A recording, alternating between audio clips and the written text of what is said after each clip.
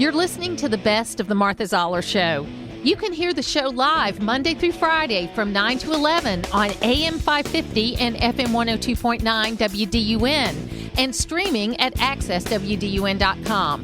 You can find all things Martha Zoller at marthazoller.com.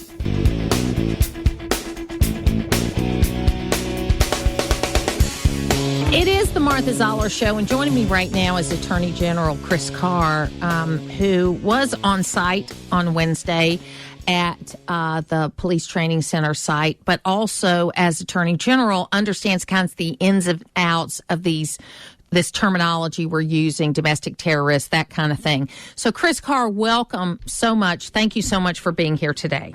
Martha, great to be with you. Good morning. You know, my major issue with this whole thing is, first, it's a lot of people coming in from out of state. Second, duly elected members of the Atlanta City Council voted this in. There's been an election since they voted it in.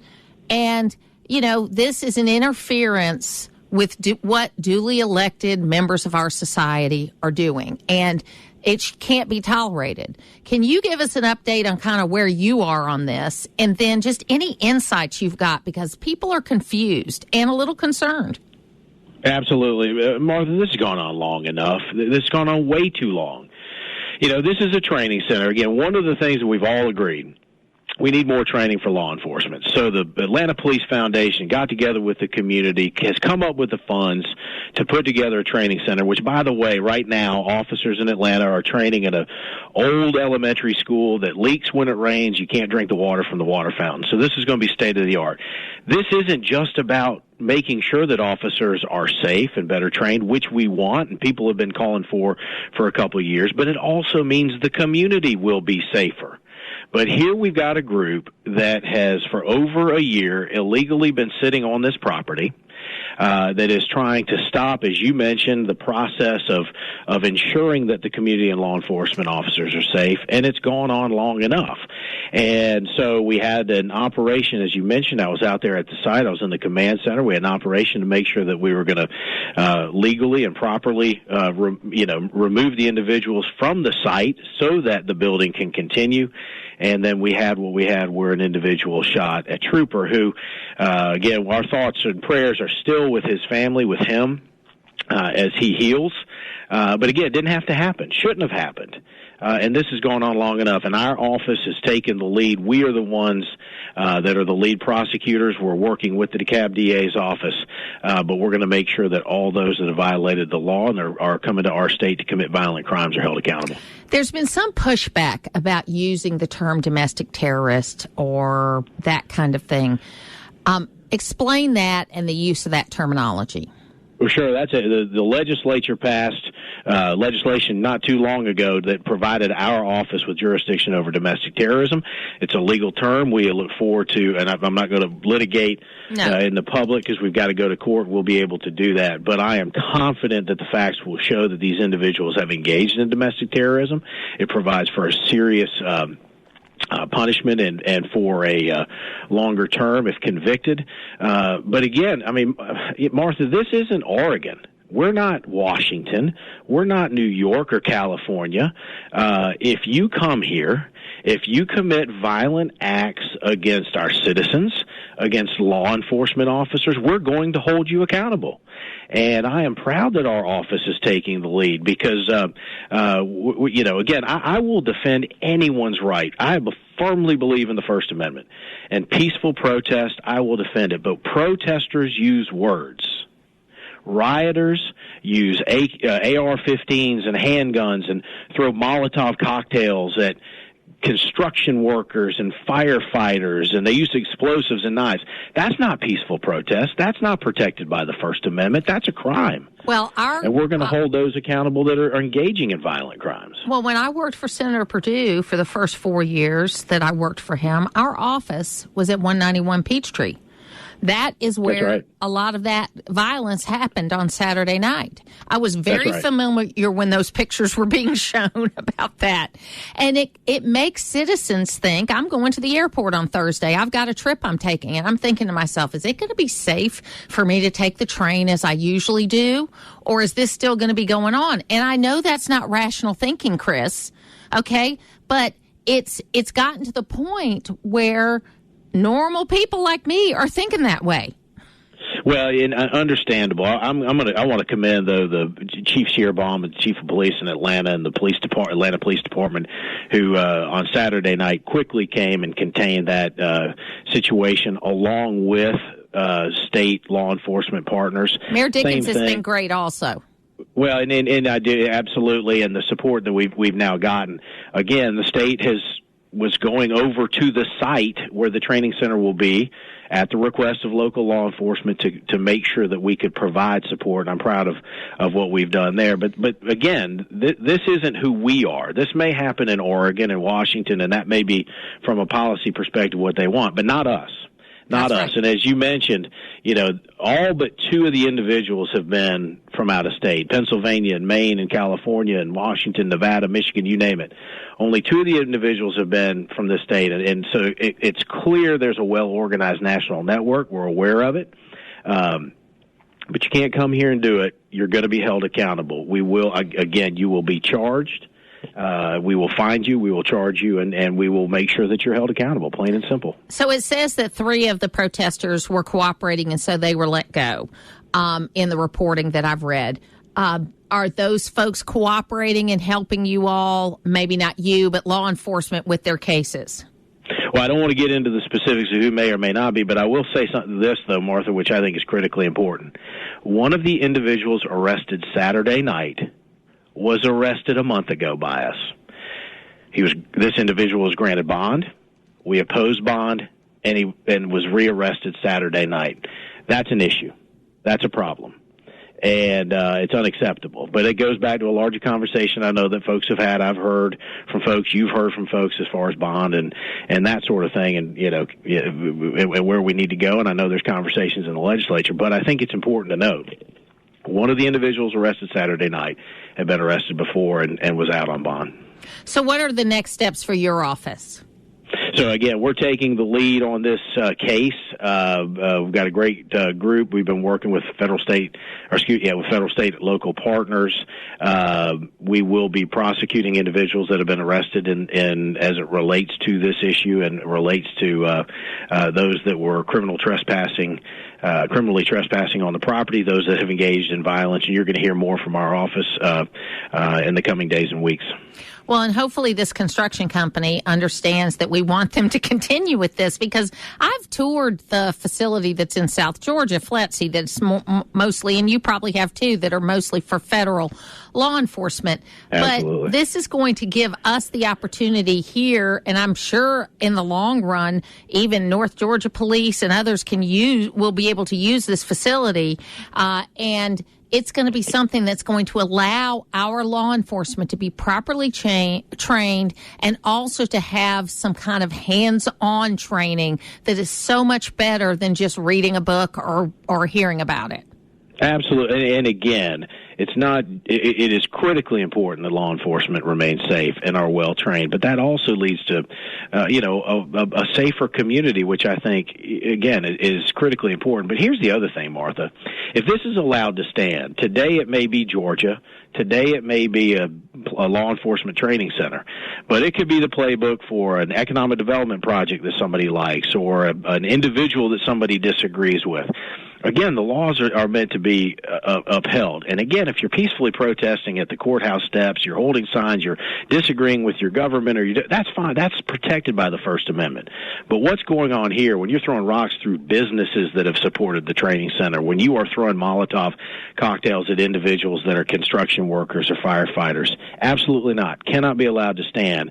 Because if these companies were to pull out and decide not to continue this project, which is what the individuals apparently want to have happen, that can have some serious ramifications for other issues, for other projects, not just in this state, but around the nation. You know, the best example, I think, it was also in Georgia of peaceful protest. If you remember after the Ahmaud Arbery murder, for months and months on a daily basis, there were peaceful prayer protests at the courthouse in Brunswick. And these folks got together to protest and want justice, but they did it peacefully day after day after day, and they had an impact on what ultimately happened. Absolutely, and the Brunswick and Glenn County community deserves just enormous credit for how they handled the situation, which was just awful. But here again, just with this situation down at Little Five on Friday night, people were peacefully protesting. They may have been, saying some things that I disagreed with. They may have been, critical of law enforcement, but they were peacefully protesting. Nobody was arresting folks there. Again, that is the cornerstone and the fundamental First Amendment right that we all have as Americans, which I think is critically important and needs to be protected, even when I disagree with somebody. But not what happened Saturday night, not shooting at police officers, not continuing to trespass on private property and to cause damage to machinery, to threaten individuals, can't be allowed to stand. Chris Carr, Attorney General of Georgia, thank you so much for being with us today. Martha, always good to be with you. It's local radio, and that's why you're listening. It's the Martha Zoller Show on AM 550 and FM 102.9 WDUN. Steve Moore is here with me from Unleash Prosperity, and looking forward to talking with him. Steve, here we are in this debt ceiling negotiation, and it just seems to me, and I know that the president said he's not going to negotiate, but it seems to me if you take all the COVID spending out of the baseline of the budget, you got a place to start, and would be reasonable and make sense, and you might actually have a way to negotiate.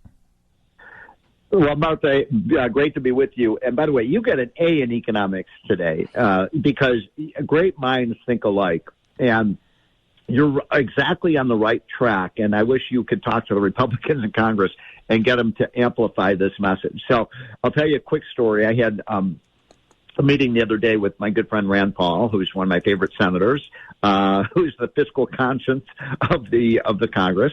And he was saying, hey, Steve, do you know if we because I think all of your listeners know our national debt is now $31.5 trillion or something like that, and we're running deficits of $1.5 to $2 trillion a year under Biden, which is a path to bankruptcy. I think everyone understands that, and so and Rand and I were talking about how we could get back to a balanced budget, Martha, and so. Rand said, hey, Steve, do you know that if we were simply to go back to the 2019 federal budget, which was about $4 trillion, and that's a lot of money, he said we could balance the budget if we just went back to the pre-COVID budget. And I said, that's not true. I said, I don't believe it.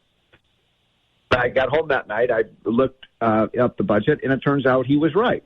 So think about this. All we would have to do is exactly what you and Rand Paul are saying. Just go back to what we were spending before COVID hit, and we could have a balanced budget. Isn't that amazing? It is. And why won't anybody listen? Because they don't want to. Nobody in Washington wants to cut. Even the Republicans don't want to cut the spending. And so it's not that difficult. And I'm here to tell you, this is not a fire drill, folks. This debt is going to collapse the American economy. I don't know if it's going to happen in 3 weeks or 3 months or 3 years, but it is coming. And, we can see this train speeding down the track right over the cliff. And the question is whether we're going to get smart and do something about that before there is complete economic carnage. And I don't know. I think Republicans cannot blink on this debt ceiling. They're sitting there like a 6-year-old folding his arms saying, I'm not going to compromise. And then he's out there incredibly irresponsible saying, we're going to not be able to pay. We're going to default on our debt, which is outrageous. That's never going to happen. And so, but it is as simple as you just said. It really is. Would it be a catastrophe if we went back to the 2019 levels of spending and only spent $4.5 trillion rather than $6 trillion?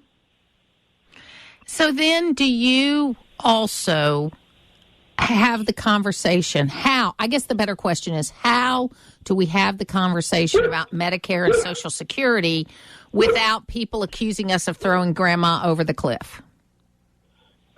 You don't have to cut Social Security. You don't have to cut Medicare. You don't have to cut any of those programs. Come on, Martha, you know this. You and I have talked about this week after week after week.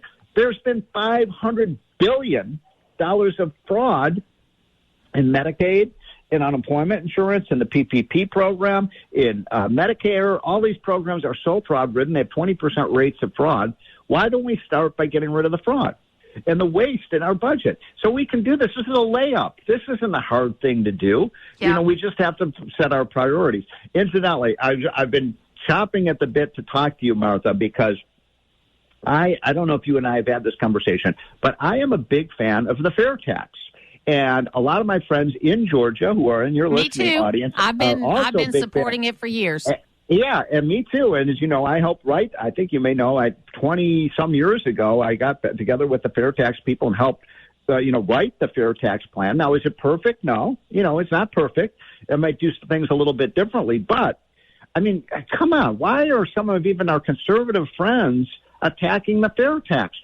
Just so your audience knows, under the fair tax, we'd have a 23% national sales tax, okay? And that would be the only federal tax. As you know, Martha, that's the only federal tax. And what would that replace? There would be no federal personal income tax. There would be no federal corporate tax. There would be no federal capital gains tax. There would be no dividend tax. There would be no payroll tax. So you'd get to keep every penny you own. There would be no death tax. I mean, can you imagine how our economy would explode in growth if we were to do something like that? And so I wanted to mention that to you because I know a lot of your congressmen, from the great state of Georgia are behind that idea. And some of our conservative friends are beating them up for that because, oh, gosh, we couldn't do that. I mean, if we did that, I'm here to tell you our economy, we would roar. No, I think you're absolutely right. And I've been beating that drum for as long as I can remember. I mean, yeah. I remember the first time somebody talked to me about the fair tax, and it was like a light went on that this is what we need to do because it gets the government out of our business, and it neutralizes all these social engineering issues that we have and just lets people live their lives. And you're taxed on what you take out of the economy when you purchase something, not when you start a business or when you work or when you invest or you save. By the way, there's no tax on savings. Did you know that under the plan? No tax on savings, no tax on investment. I mean, there's an old saying, you tax something, you get less of it. So what we do with our income tax is tax virtue. We tax, the harder you work, the more we tax you. The more you save, the more we tax you. The more you invest, the more we tax you. The more you start a business, the more we tax you. That's stupid. So I just want to say, I'm saluting the people behind the fair tax. I don't think it's going to pass Congress, but I'm in favor of bringing this up to a vote. And let's have these guys aye or nay on this and get them on the record. Absolutely. And we appreciate you always being truthful about this stuff, talking about the economic reality, because we're going to have to face it. And we're not going to give up, Steve. Thanks for being with me today. Putting the talk in news talk. It's the Martha Zoller Show on AM 550 and FM 102.9 WDUN. We're going to talk about something a lot more uplifting right now.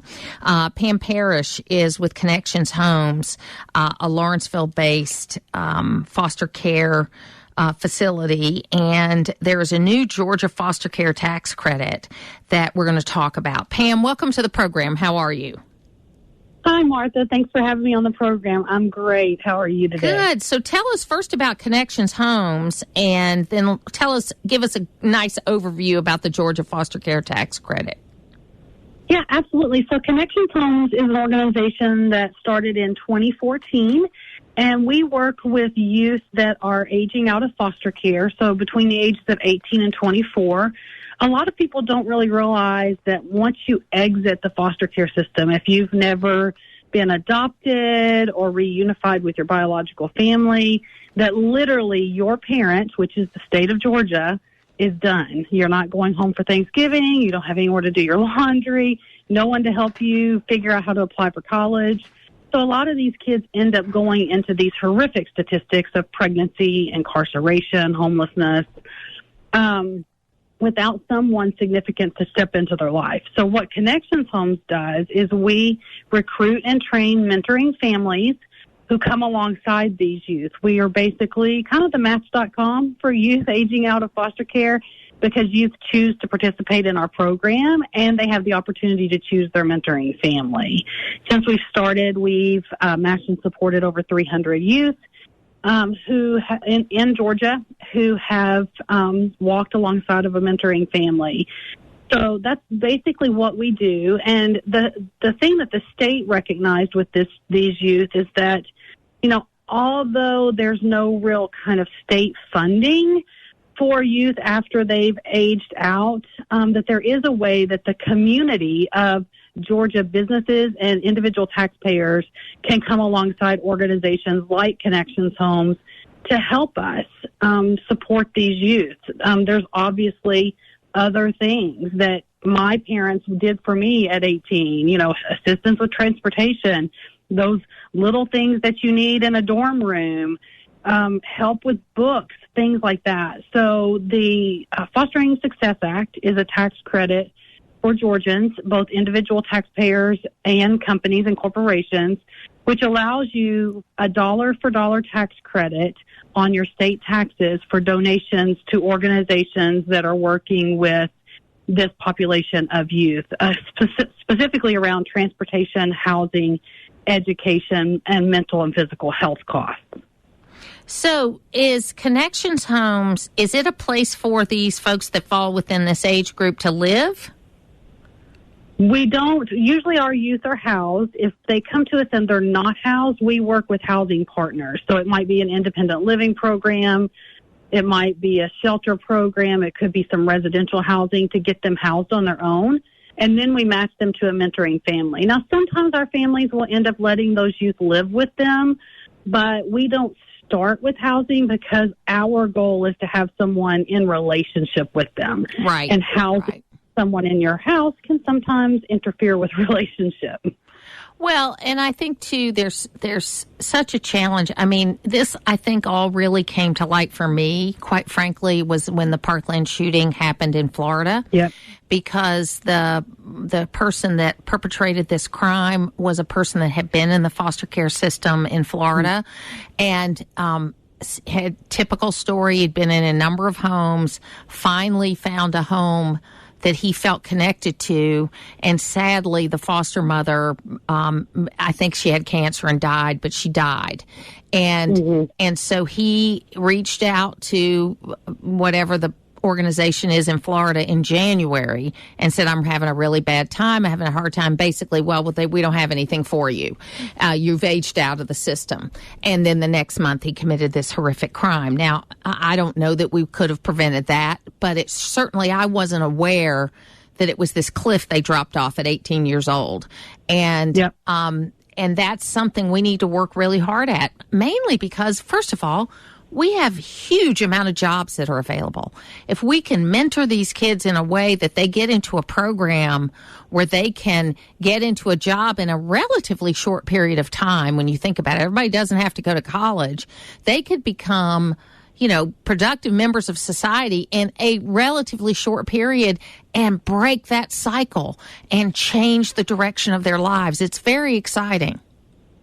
Yeah, and that's actually another thing that I really love about this tax credit is that it enables people who haven't thought about this issue to all of a sudden realize that, number one, it exists, and number two, they can help. So I'm looking for a lot of these corporations who may take advantage of this tax credit to also look at internships for these youth, because to your point about college, a lot of our youth, because they've had such a broken past with school, they're not going to succeed in a traditional college. But if you can put them hands-on into some type of a skilled trade job, they can excel there. And I think it's just one of these things where we can come together as a community around these young people. Businesses need workers, and these kids need work, and really provide some good benefits.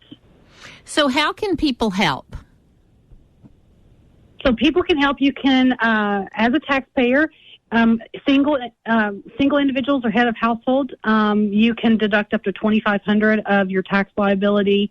You can go to your tax center that on the Georgia Department of Revenue, and if you log in there and click on your credits, you can choose the foster care tax credit, and that is a dollar-for-dollar tax credit that you can claim on your 2023 state taxes. They have 30 days to approve it. After you get the approval from the state, 60 days to make your tax-deductible donation to, there's 20 organizations like Connections Homes that are approved by the state right now, and you can make a donation to any of those. And so then your dollars go directly to supporting these youth, and you get a tax benefit when you file your 2023 taxes. And what kind of response are you getting? Do you know yet? We don't know yet. It's still early. So I personally submitted a tax credit, and I haven't gotten my approval from the state yet. So it's probably taking a little bit of time. Yeah, it takes them 30 days. It takes them 30 days. That's crazy. So what are the things? They're taking every bit of their 30 days. I'm telling you what. Let me know a little bit about what you see as the biggest needs that people have. I know it's matching with a family. It's all of that kind of stuff. But what do you see? Because you're in this business day to day, and I think we all have a connection to it, either through people we know that are foster parents, or maybe we give to Clark's Christmas Kids, or we do other things. But the average person isn't as involved in this system. What are your biggest needs? Yeah, so I think some of the biggest needs is why this tax credit exists. A lot of our kids, even when we match them to a mentoring family, that's their number one relational need, but they still need help with transportation to and from, if they get a job, to and from work. If they have the ability to get a car, a lot of our kids are one flat tire away from losing their job because they don't have the emergency funds to fix those problems. Or they might be able to get and afford an apartment, but they can't afford the first month's rent and the security deposits. So this tax credit really does allow us as an organization to step into those gaps that our families aren't always equipped to provide. They don't always have the money laying around to help with the first and last month's rent.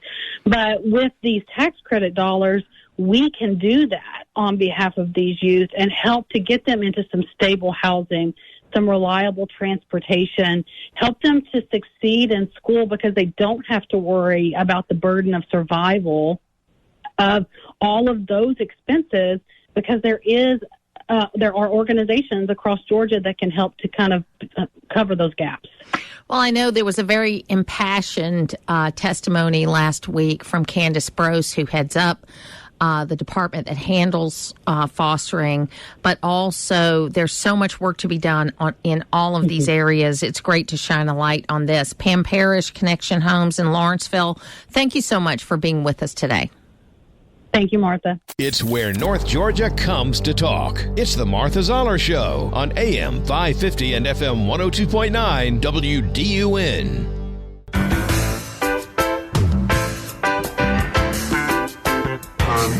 Really pleased and thankful all these guys showed up to begin the hard business of trying to deal with what's at hand here. We know we have two looming concerns. One is the debt limit. They're not technically connected, but the fact of the matter is practically and politically connected. We got to make sure that we also, a much larger looming issue is a long-term debt. And we've got to make some real progress on that. We're all in agreement that we have to deal with both these issues, and we have to make some progress. This is an opening meeting where today I had a chance to talk a little bit with each of my colleagues. We're going to lay down not a hard negotiating position, but make sure each of us understand where the other guy's coming from, why we think the plan we put forward, each of us have put forward, makes the most sense. It is the Martha Zoller Show, and that, again, is Joe Biden working with Republicans, sitting at a table with Republicans. Why can't he do that as president? You know, as a guy who deals in audio, a lot of times I worry when we're playing older clips about whether or not the audience is going to be able to recognize that it's an older clip. But one thing I realized is a great way to date something is these big press conferences from years ago, because the cameras people used to take these pictures with had those loud snaps on them that used to go off like crazy. Yeah. And now that doesn't happen anymore. Doesn't happen anymore. And this was, again, about 2011, okay, when he was still in the Senate. Or actually, 2011, he would have been vice president. So he was, I guess, chairing some kind of committee to work with both sides on this. You know, he knows how to do it. People want that Joe Biden. That's where the 150,000 people that flipped from Trump to Biden, that's what they wanted. That's why they did it. You know, Rod Huey's in this in with me on Thursdays, and I'll ask him about this tomorrow, but he's always saying that this is not the Joe Biden he thought he was, and he doesn't tell me who he votes for, but it's not the Joe Biden he thought he was going to get. So I think most of us feel that way. If you had that Joe Biden, now, in fairness to him, he has had a number of bipartisan initiatives that have passed. They haven't been very bipartisan, but they've been bipartisan. Unlike President Obama, who passed his signature legislation without a single Republican vote, Joe Biden has been able to get a bipartisan vote. And I know some of you hardliners on both sides will say, what good is bipartisanship? Because that means somebody gives in. But it does give you a better feeling that, or a better indication that if you get 54 or 56 or 58 or even 60 votes on something, or 60% of the vote in the House, that it is representative of what the people think. We have a representative democracy, i.e. a republic. We are not a democracy. A democracy is mob rule. A democracy is the majority rules. A democracy would not have protections for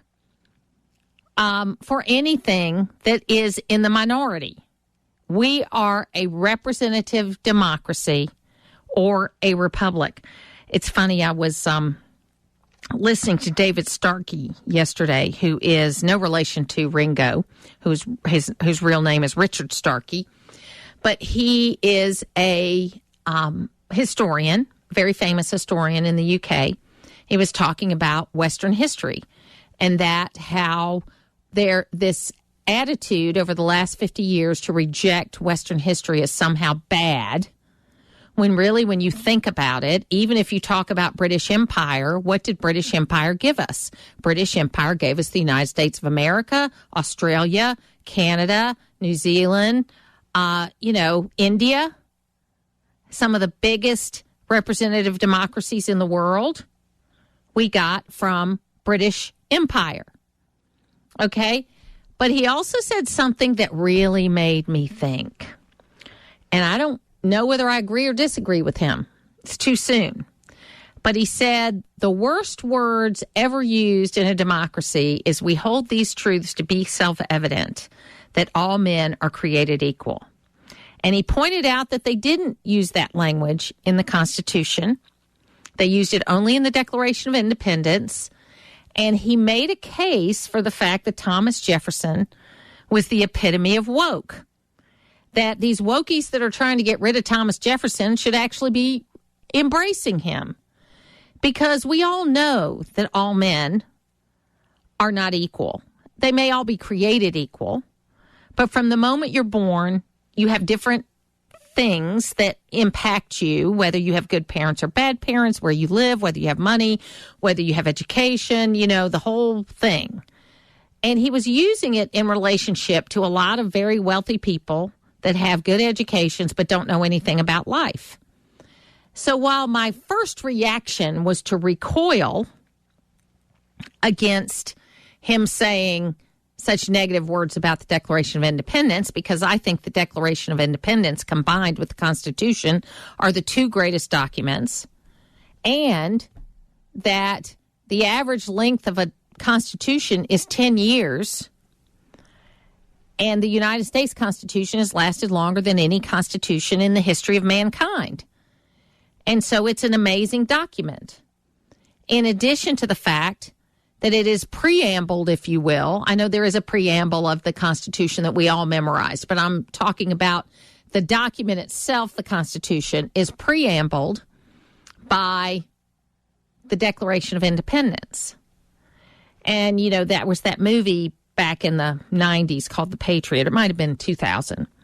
And Heath Ledger was in it, and Mel Gibson. And it was really one of the most beautiful movies written about the complexity of these men that we called patriots that were fighting for our independence. And there was this discussion, and the character was sort of modeled after the Swamp Fox, but he wasn't the Swamp Fox. but he was sort of modeled after him. And the oldest son, who was played by Heath Ledger, they're in the woods, in the swamps, trying to, push the Brits out of Georgia and South Carolina and North Carolina and that area. And there's a black man that's fighting with them that had been a slave on their plantation. But as happened with many of the slaves, is they fought with their owners, which is a really hard word to say when you're talking about human beings, but that's the way it was. And Heath Ledger's character says this was supposed to be the new world, but it's pretty much like the old one. And the reason for that is human nature. The reason for that is that human beings do make the same mistakes over and over and over again. That's just the nature of it. We aren't born knowing. I've heard this theory of collective knowledge, that somehow every generation has some sort of historical knowledge that's locked somewhere in their brain. But I don't believe that theory.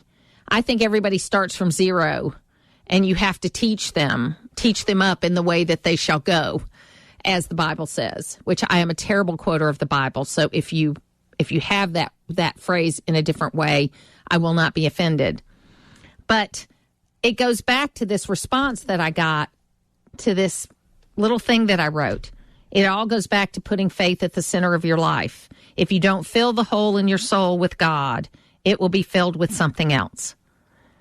And it goes back to, if you don't fill your thoughts and prayers and dreams with good things, with positive things, with things that are going to make you a better person, then you're going to have a lot of doubt. And we have a problem with depression in the world. We have a problem with people being down. It is like the 1970s all over again, where there's protests in the street, and there's strikes, and there's violence, and there's weak presidents and weak prime ministers and people that aren't leading the country well. And what happened in 1980, or around 1980, was that we got Pope John Paul, who was a very positive, forward-looking figure, even though in his later life, because of his illness, a lot of really bad things happened in the Catholic Church. We had Margaret Thatcher, the Iron Lady, and we had Ronald Reagan. Now, all of those figures were conservative figures. And I had someone explain it to me this way, where you want conservative people that are open-minded, and those things are not mutually exclusive, to teach your children and to explain things, because you have to have a good foundation of things that isn't all over the place. And then you can add on to it all the nuances that you have in what you think, feel, and say about things. So we're in a place, I believe, we're kind of in a 50-year cycle. And if you go back, you had this cycle in the 70s, you had this cycle in the 20s, you had this cycle in the 1870s after the Civil War. These cycles happen about every 50 years, where it's almost like a reset. And there are all the naysayers out there that say the world's coming to an end and we'll never get out of it and blah, blah, blah, blah, blah. I just don't, there may be a day where we never get out of it. But I'm a Christian, so I believe that day is going to be the ultimate day we get out of it, because it's going to be the day that Jesus comes back and we all go up, okay? My biggest fear in the world is that Jesus already come and I'm still here. That's what my biggest fear is in the world, okay? But I think that as far as the way of the world, we need leadership. We need people that are going to tell the truth regardless of what it costs them. Gerald Ford was one of those people. To some people, they believe Liz Cheney was one of those people. But it's people who are willing to do what they believe is right and communicate it, even though it costs them power. Gerald Ford was actually the best example in our lifetime, because he pardoned Richard Nixon, even though that sealed the deal that he wasn't ever going to get elected president. And he did it because it was the right thing, because seeing a president be tried and convicted for something, which Nixon deserved it, doesn't help the country. in the long run. So we've got to look at these things. We've got to understand these things, and we've got to understand historical perspective. And we've got to listen to things like I listened to yesterday where it made me uncomfortable that I heard a historian that I respected say that the Declaration of Independence, by starting off with this phrase, we hold these truths to be self-evident that all men are created equal, that somehow started us on this path to wokeism, and that Thomas Jefferson was the original woke guy, and he made a pretty good argument for it. I'm not saying I believe it, but if you don't listen to things that make you a little bit uncomfortable in what you think, feel, and say, you're never going to learn. And once you stop learning, you die. You may not physically die, but you die as far as your ability to be able to learn anything new. To hear the full versions of last week's Martha Zoller shows, go to the podcast page at accesswdun.com, and you can follow me on social media at Martha Zoller.